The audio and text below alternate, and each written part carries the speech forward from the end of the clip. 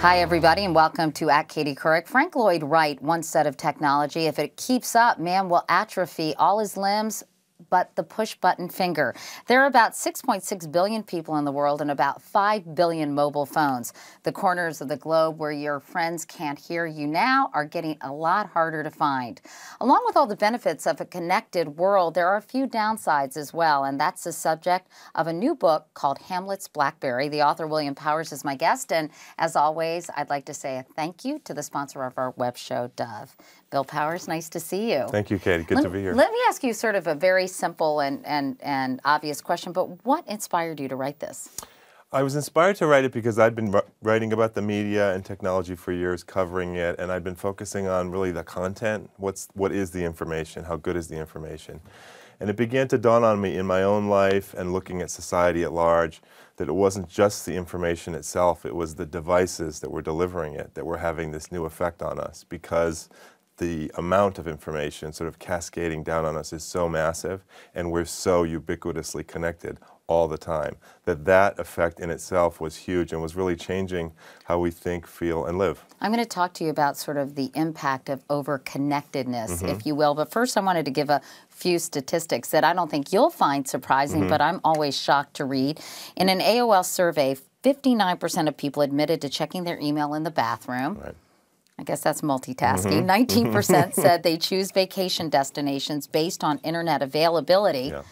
And the one that killed me is 6%, actually more than 6%, interrupt sex to check their email or text messages. There's another stat about church. They must not be having very good sex, no. just saying, right? Yeah, no, exactly. And in church, too. So the two extremes, sex and church, they're actually using their devices a lot in both when they're being naughty and when they're being incredibly good. Devices are involved. Yeah, so, but by the way, I think that's so rude, both probably during sex and at church. In church, both, I know. I see people using devices in church, and I want to say, excuse me, that is so inappropriate, but what are you going to do? Yeah, well, what it's all part of, I think, is we've adopted this approach to these devices that says the more connected you are, the better. I call it digital maximalism. You can't be too connected. And it makes no sense in so many contexts. Well, you know, the etiquette of it, I don't think has caught up with the technology, but that's really not what you focus on. It's really the impact, as you said, it's having on our lives, how we live it, how we think, how we focus, how we develop our brains, and really how we, I think, often sort of communicate emotional intelligence, which is very, very hard to do. Yeah, especially digitally, isn't it? When you're skating the surface. You know, screens are great. I call all these gadgets screens for short. They're wonderful. They do all kinds of wonderful stuff for us. But when you're constantly living through the screen and toggling among different screen activities, you're really skating the surface. You can't go deep. And that's where the emotional intelligence begins, really, with deeper communication, abilities to have pauses and gaps where you can reflect. We're losing that, and that's a great loss. And I know you don't focus. I'm very interested in sort of the science and the brain science that experts are starting to see as we become more and more dependent on these devices. And Stanford, it seems to me, from what I've read, is really the epicenter of where they're studying this. And, you know, scientifically, and I know you're not a scientist, Bill, and you don't focus on that, but they are finding a lot of interesting things about the impact technology has on our brains. For example, that you get a spurt of dopamine. Right, dopamine when you see squirt. or squirt of right. dopamine, they say every time you see that red light flashing. Yes. I confess, sometimes if I'm not sleeping well and I wake up in the middle of the night and I see I've got a message, I actually wake up and look at it and I think that's really sick. Yeah. But you do kind of get a lot of sort of chemical gratification from responding to this, right? Yeah, it's this inner drive we can feel. I liken it, I'm kind of a sugar addict. You know, I get that real craving for sugar that I can't seem to get away from. And if I'm near something, chocolate chip cookies or something, I get that same that same urge that's very much like the one I feel when I see my mobile or see the screen, where I kind of can't stop. So it does seem to be the theory that you're referring to is that it comes from evolution, really, that we are wired to respond to novelties because that helped us back in the primitive days when we needed to know about things changing in the landscape.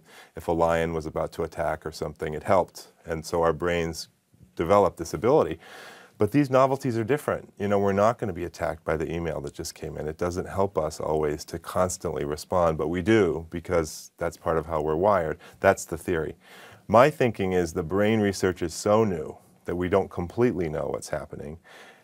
scientifically, but that we do know in our consciousness, we can all feel something's out of balance. So now is the time to take action and change our thinking. And you really write based on your own personal experience and anecdotal information that you're getting from people you know. Right. But it only makes sense to me, Bill, that if your screen is full of so many things, you're so connected to your screen, that it does impair your ability to actually focus and dig deep and really pay attention and concentrate on one particular area, right? I mean, it doesn't take a rocket scientist to even figure that out, right? I found it as a writer, you know, beginning about 5 or 6 years ago, I had trouble, if I was doing research on a topic, staying with a book, you know, staying with 2 chapters of a book. I'd have to go off to something else, interrupt myself.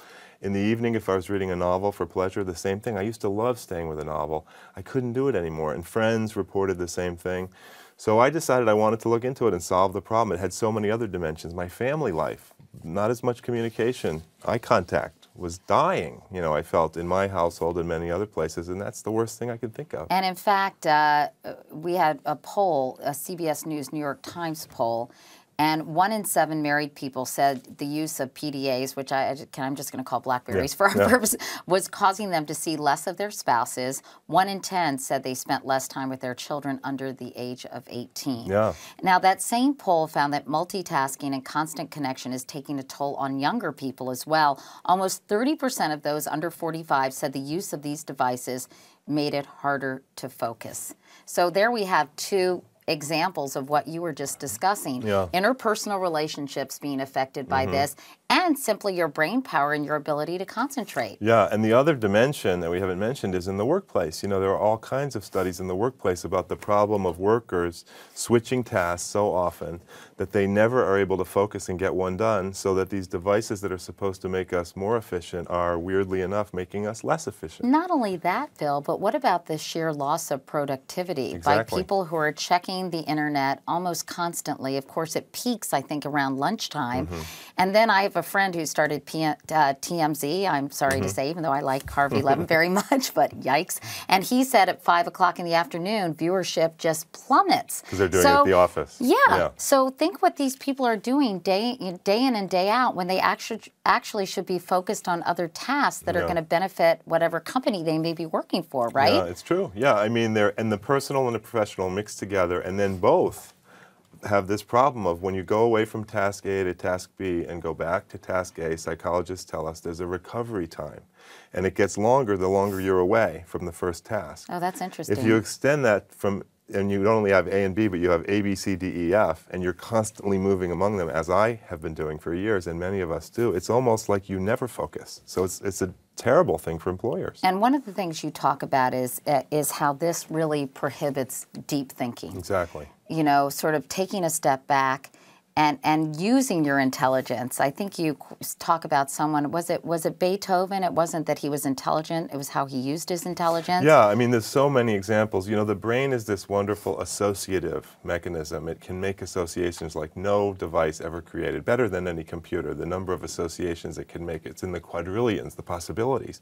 But it only can happen if you have the time and space to allow your thoughts to make the associations. If you're just jumping around, you never get to reflect and bring your own originality, creativity, to really make these links that are unique to you. And is this sort of anecdotal for you? Did you find yourself not kind of spending time sort of thinking about things, detaching? You weren't giving yourself enough time so those deep thoughts could actually kind of occupy your brain? Yeah, I found that it wasn't just deep thoughts myself, it was my own thoughts being more derivative of what I was seeing on the screen, because that's where I was spending all my time. Right. And friends were saying the same thing. You know, I call all those people we connect with on the screen the digital crowd. Right. We're sort of immersed in the digital crowd all day. And I found I was becoming a creature of the crowd, really. Crowd thinking, what I saw on the screen. Groupthink, really. Groupthink was what they were thinking was what I was thinking.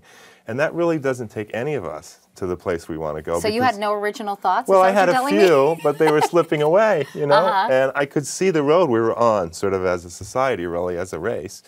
We're going down this road of constant immersion in the crowd. Where's it going to take us? You know, the crowd is wonderful, but there's a downside to crowd life. And for centuries, people have been learning to put some distance between themselves and the crowd to get these benefits. And in fact, you cite some things in the past and people who have been faced with incredible technological developments, right, and how they kind of faced them and dealt with them, and I guess really accommodated them right, in their lifestyles. And I'm going to get to that in 2 seconds, but there's a line in chapter 4, we Google ourselves to see if we matter. right. Are we kind of getting all, I mean, I actually see myself getting this, like if I get Twitter messages, I mean, are we starting to get our sense of self based on groupthink or based on what people are saying to us online? And are we somehow creating a generation of digital narcissists? Well, I tweet, therefore I am. I am, yeah. I mean, we're not starting to. Human beings have always had this issue of kind of like, who am I? You know, you don't know really. I mean, it's sort of a mystery to us. Why am I here? Those questions are never fully answered. And do people really like me? Exactly, all that stuff. And people have always been looking outward for answers. That's natural. I mean, that's since, you know, caveman days. But we have this much more effective way to do that now. We can do it all day long by checking. And the more you get it, the more you need it, possibly. The more you get it, it's like the sugar. It becomes like a drug. You know, yes, it's confirming to me. I'm alive. I exist. People care. Someone commented on my comment. Oh, my God. You know, I'm really here. And the problem with that is that, you know, when I faced this issue myself, I began to think about a self-help book that I read in the 70s when I was having an adolescent existential crisis called How to Be Your Own Best Friend. And the theme of this wonderful little book was that true happiness comes from when you're actually able to be by yourself and happy and not needing that confirmation of parents, of peers, of basically the crowd, when you can figure out how to have that alone time and feel self-sufficient. It's very hard to achieve. But when you're in a world where you're constantly have you achieved that, by the way? No, I haven't. I'm always working on it. Yeah. You know, it's life's challenge, really. But we now have this incentive to never even try to get there because we can look at our tweets all day and see who's tweeting about us. And by the way, or you can feel really bad about yourself, by the way. Likewise, if people are trashing you. Yeah, that's really true. It goes both ways. Yeah. But for some people, I think, at least I exist. They may hate me, but hey, this confirmation that I'm here. And as long as they spell my name right, yeah, exactly. that's okay. Yeah. That kind of attitude. Yeah, exactly. Let's talk about sort of the 7 philosophers. We can't get into great depth because after all, this is the internet, Bill, ironically. But you mentioned a couple of them, and I thought maybe you could give me a thumbnail sketch of what technology they dealt with and how they handled it. Okay. Plato, for example, he took long walks away from the crowd, right? Well, he writes about Socrates, who learned to take long walks. Socrates was addicted to conversation, which was the great connectedness of his time, and to have that you had to be in the city. So he never wanted to leave Athens.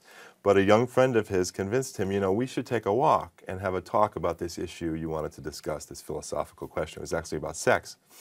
And so it's always about sex. Yeah, it's always about, it always comes back to sex. So they take a walk in the country outside Athens. Socrates is very reluctant. But when they get out there, he realizes, hey, this distance I've put between myself and my oral connectedness in this case has really worked miracles. We had a conversation like one I could never have back in the city. And why is that? Because why couldn't you have had that conversation? Distance from the crowd. You know, when you're in the crowd, there's just more happening. When you step back, you get in a reflective space. More people to please, more people to interrupt. And more that noise, kind of thing? more distractions. You know, it's more of a quiet time, you know, when you're out away from others. And I use that as a metaphor for today. You know, we don't think of ourselves as immersed in the crowd because often staring at the screen, we're alone. Right. But it's a crowd inside our heads, you know, and I think we need to do something similar and work out similar tricks. So Plato sort of is the value of distance. Exactly. And then Seneca is inner space. Yeah, so Seneca, who people who read the book for some reason... I think of apple juice, but go ahead. Right? Shows where my head is at. But people are really liking Seneca who read the book for some reason. I didn't expect it because he's the least known, I think, of the philosophers, but he was incredibly busy like us, and I think that's why people relate to him.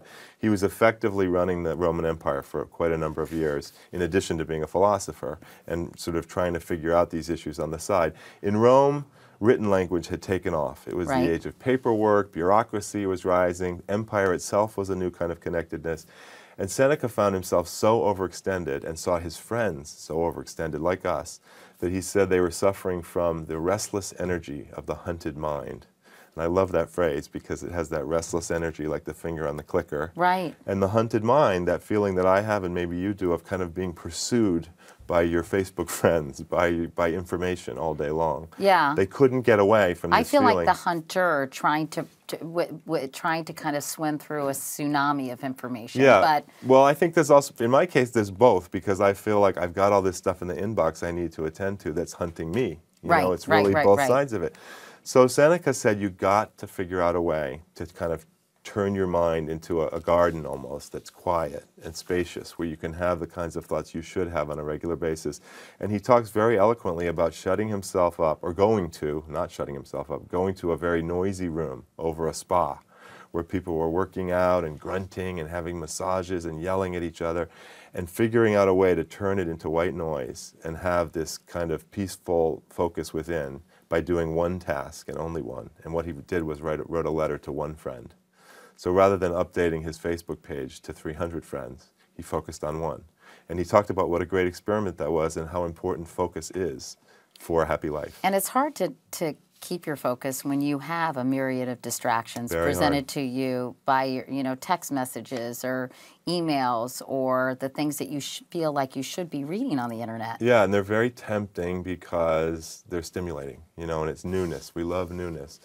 But I think if you think about it and realize you might have more to gain by focus, that in the end you'll actually get more pleasure, it's worth doing. And this is what a number of these philosophers reached basically the same conclusion. What Seneca said 2,000 years ago, Ben Franklin said 300 years ago. Very similar and that approach. was, you need to have certain rituals in your life. Yeah. Ben Franklin was all about that. Rituals with positive goals. So, for example, he liked to drink, but he realized that tempering that and not drinking so much, but still enjoying wine more than occasionally, would get him to a happier place than if he was drinking all the time, which was how he had lived as a young man. And he realized that was actually getting him to a worse place. It's very similar with digital connectedness. I think it's a wonderful medium. We can do so much with it. But if you use it to excess, I found, and I think a lot of other people are finding, you wind up in a less happy place than you would be if you had some balance. And in fact, you also talk about, well, I have to ask you about Hamlet's Blackberry, since that's the title of the book. And tell me how you sort of use that as an example. Yeah, so reading Hamlet, I stumbled on this moment that intrigued me, where Hamlet is talking about he's just seen the ghost of his father for the first time and gotten this terrible news that his father was murdered, which he didn't realize. And he wants to clear out the clutter in his mind. He talks about his mind as this distracted globe, which makes you realize people were having some ADD issues back in Elizabethan England. And to help him do that, he pulls this gadget out of his pocket. He refers to it as his tables. He says, my tables, my tables. When we see the play, we don't necessarily know what he's talking about because we think of a table, like a kitchen table. It was actually a gadget that was immensely popular in Shakespeare's time, a little booklet with hard covers, and you opened it up and there was a surface made of almost plaster that you wrote on with a stylus, like our stylus is today. During the day, you took notes, to-do lists, you kind of organized your life, and at the end of the day, this was the innovation, it could be wiped clean and start over. Like an Etch-a-Sketch. Like an Etch-a-Sketch. They've never had an Etch-a-Sketch or anything remotely like it, and for them, in this age of print, when they were trying to deal with print piling up everywhere, that was the information overload. They were saving a lot of trees, too. Yeah, it was very green, actually. And the notion that you could take words and wipe them away, because words were really piling up and there was this burden of information, was an incredible relief to people of that time. So it was a fantastic gadget that helped people feel a little bit freer of their overload. And so that's why the book got that name. And what about, you also talk about Thoreau and sort of having a walled-in space, and Marshall McLuhan.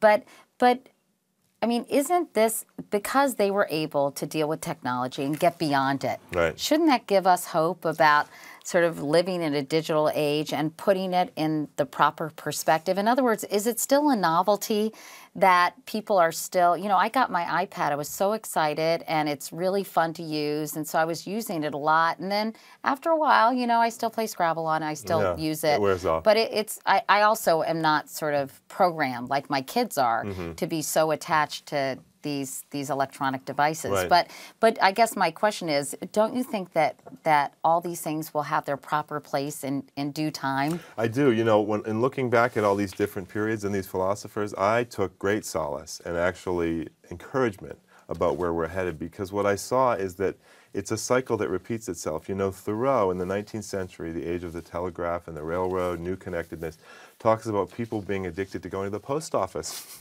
He says people would go multiple times checking to see how much mail they had. Checking their mail instead of their email. Exactly, yeah, confirm. And it was a kind of confirmation, just like today. People have figured this out before. Shakespeare lived 150 years after the invention of the printing press, and they were still figuring it out. So I think we're in the early days of working this out, and my purpose in doing the book was to help people start, really, by developing... and to be more mindful about it, right? Mindfulness, I really wanted to raise consciousness that it's all about how you think about it. You can take control of it, you don't have to be a slave to your gadgets, and you can get a lot out of them if you actually try to do that. And I know that you've instituted a digital Sabbath in your family. Right, Internet Sabbath, right. Yeah, a break from technology. How does that work? I know you have a 12-year-old son. Yes. That can't be easy. Yeah, well, we've been at it. We're in our 4th year now. It actually started before I even started working on the book. We just decided as an experiment to kind of try and fight this separation we were feeling, being drawn away from each other to our screens. In your own private world. In our world, in our home, yeah. It was kind of like, why do we have a family if we're just our backs are to each other? You know, Yeah. That's what it was like. So my wife and I decided we would unplug the household modem that serves all our computers on Friday evenings and leave it unplugged all weekend. It wouldn't come back on until Monday. Basically the old idea of a weekend, you know, as time apart, space apart. Now we're writers, you know, we're not answering to bosses, so that it was a little easier for us than most people, and I don't pretend everybody can do this. But we thought for us it might work as an experiment. It was incredibly hard in the beginning. It was. Were you just jonesing to get on that We were so jonesing. computer? I used that verb, actually. We were dying. I mean, we were taking the steps toward the screen, thinking it was still connected, and then realizing we had nowhere to go.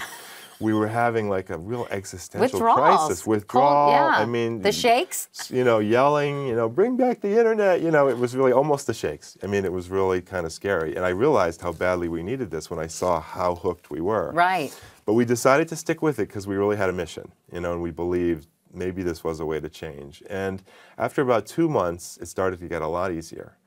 By about 4 or 5 months, we began to see the benefits and realize, in both senses of the word realize, that we were gaining a huge amount. We were able to be with each other in that sort of patient, eye contact way that had become difficult. Yeah. We were able to be alone more easily, actually. Like, we'd have together time, and then you could go off by yourself and not feel that need when you're alone to actually check the screen. Right, you know? And in fact, I know you wrote about how your cell phone dropped in the water when you were out on a boat in Cape Cod, and you sort of panicked for a while, and then you realized, God, I have to learn how to be with myself. Yeah, right? And what a joy that can be. You know, I mean, aloneness can be wonderful. Yeah, I hate aloneness, but I guess it can be wonderful. It's a great skill. It really is. And this Sabbath helped us do that. But it's mainly about togetherness. And it really has, the moral of the story is it's revolutionized our family life. Even my son, who started at age 9, believe it or not, I think if he were here now, he would testify to you that it works. I mean, it's a nice feeling to not be hooked. He even talks to his friends about it and proselytizes a little bit. Yes, yes. And talks to his parents, which is quite a feat for a 12-year-old boy. Yeah, and that's the other thing, is actually talking about this question as a family is itself useful. Just the idea that we decided to confront this and not be just I'm going to talk to my girls about it, even though I assure you they will not go for an internet Sabbath. But we actually tweeted people. I know you tweet once a day. Yes, Monday to Friday. Monday through Friday you tweet, and I follow you, by the way. Thank you. And we asked people about their digital philosophies, and real quickly, I just want to go through these. The editor of The Nation, Katrina vanden Heuvel, tweeted, "Retrieve the art of going slow, deep and slow reading and reflection." Nice. Yeah. That's a very nice. I mean, that's a very unusual digital philosophy, isn't it? Well, it's sort of the antithesis. Well, that's what I'm trying to do with my tweets, is remind people that the screen is wonderful. I'm here tweeting, so I obviously use it and like it. But we can use it to send this other message that you need another kind of experience as well, and that's clearly what Katrina vanden Heuvel's doing. That's great. Badger tweeted, "I own the technology, it doesn't own me." Nice. Oh, that's great. This was all in response to your tweet about our conversation? Yes, exactly. Oh, about their digital philosophies, and that's great. That's someone who's very enlightened and aware of, I guess, the risks of being over-connected. Terrific. Ken wrote on my blog at CBS News, "As much as I like the general idea of unplugging, I am still stuck to my computer. Katie, There's just no going back.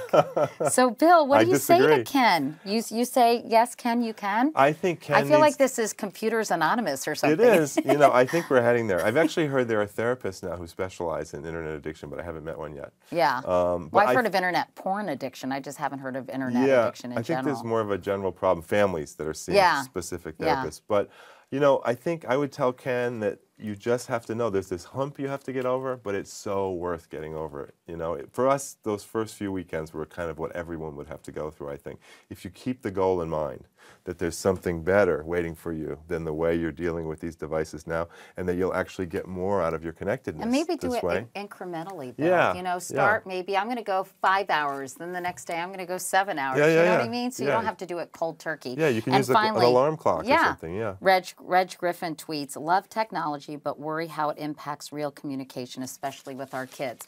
Now, that's something I've been very concerned about as the mother of 2 teenage girls, especially my 14-year-old. And you wonder, how is it affecting our ability to relate to one another? Because, you know, email and text messages can so often be misconstrued.